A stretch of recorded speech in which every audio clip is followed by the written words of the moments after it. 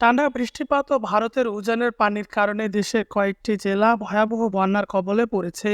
সময় যত গড়াচ্ছে ততই বন্যা কবলিত মানুষের দুর্দশার চিত্র সামনে আসছে। এমন একটি ছবি নেটিজেনদের মনে নাড়া দিয়েছে। বুধবার বন্যা পরিস্থিতির ভয়াবহতা প্রকাশের একটি শিশুর ছবি সামাজিক যোগাযোগ মাধ্যমে ভাইরাল হয়েছে। দায়িত্বশীল ব্যক্তিরাও এই ছবি শেয়ার করে বিভিন্ন বার্তা দিচ্ছেন। ছবিটি নিয়ে মতামত দিয়েছেন আন্তর্জাতিক বার্তা সংস্থা এএফপির বাংলাদেশের ফ্যাক্ট চেকিং বিষয়ক সম্পাদক কুদরত উদ্দিন শিশির। তিনি তার ফেসবুকে ছবিটি সম্পর্কে যা জানিয়েছেন তা হুবহু তুলে ধরা হলো। প্রথমত, কোনো ইমেজ এআই জেনারেট কিনা তা এখনও কোনো টুল ব্যবহার করে শতভাগ নিশ্চয়তার সাথে বলার সুযোগ নেই। টুলগুলোর দেয়া ফলাফল করবোরেটিং এভিডেন্স হিসেবে রাখা যায় শুধু। আমি 3টি এআই ডিরেক্টর টুল দিয়ে ছবিটি ট্রাই করে 3 ধরনের ফলাফল পেয়েছি। একটিতে দেখেছি ছবিটি 91% এআই জেনারেট, অন্যটিতে 40% এবং একটিতে দেখা যাচ্ছে লাইকলি হিউম্যান মেড। ছবিটির অরিজিনাল ভার্সন পেলে হয়তো এই ভিন্নতর ফলাফল হতো না।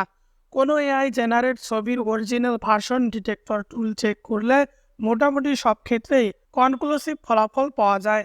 কোনো ছবি একাধিক টুলের প্রতিটিতে 70%-এর বেশি এআই জেনারেট দেখালে আমরা সেটাকে কনক্লুসিভ ফলাফল হিসেবে গ্রহণ করে থাকি। কিন্তু এই ছবির ক্ষেত্রে বোঝাই যাচ্ছে না শুধু টুল দিয়ে এআই জেনারেট কিনা তা নির্ধারণ করা সম্ভব হচ্ছে না।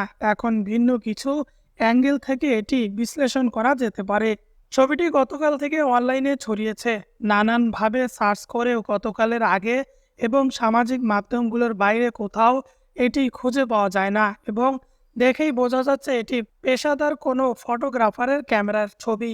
যদি ধরে নেওয়া হয় যে এটি ফেনী নোয়াখালী অঞ্চলের চলমান বন্যার ছবি, তাহলে এটি অনেক মূল্যবান একটি ছবি হওয়ার কথা।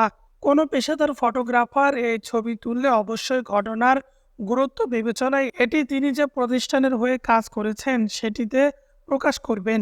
তিনি ফ্রিল্যান্সার হলে অনেক দামে ছবিটি কোনো সংবাদ মাধ্যমের কাছে বিক্রি করবেন। অর্থাৎ ছবিটি যেভাবে শুধু ফেসবুকে পাওয়া যাচ্ছে তেমনটি হওয়ার কথা না। প্রথমে এটি কোনো গণমাধ্যম বা এরকম প্রতিষ্ঠানের ওয়েবসাইটে ক্রেডিট ও ক্যাপশন সহ প্রকাশিত হয়ে পরে ফেসবুকে আসার কথা, কিন্তু এই ছবির ক্ষেত্রে তা হয়নি। যদি কোনো পেশাদার ফটোগ্রাফার এটি তার সোশ্যাল মিডিয়ায় প্রকাশ করে থাকতেন, তাহলে এমন একটি আবেদনময়ী ছবিতে অবশ্যই তার নাম বা প্রতিষ্ঠানের নাম ওয়াটারমার্ক করে দেওয়াটাই স্বাভাবিক ছিল। ছবিটির কোনো ভার্সনে এমন কিছু দেখা যায় না।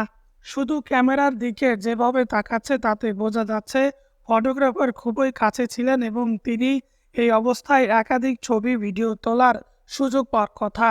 কিন্তু অনলাইনে এই একটি সূত্রহীন ছবি ছাড়া এই ঘটনার আর কোনো অ্যাঙ্গেলের ছবি বা ভিডিও নেই। ছবিতে যেভাবে একটি উন্মুক্ত পানি ভর্তি এলাকায় 2-3 বছরের বাচ্চাকে অভিভাবক ছাড়া দেখা যাচ্ছে, সেটি অসম্ভব না হলেও খুব স্বাভাবিক নয়। বাচ্চাটির ঠোঁটের গঠনও কিছুটাও অস্বাভাবিক।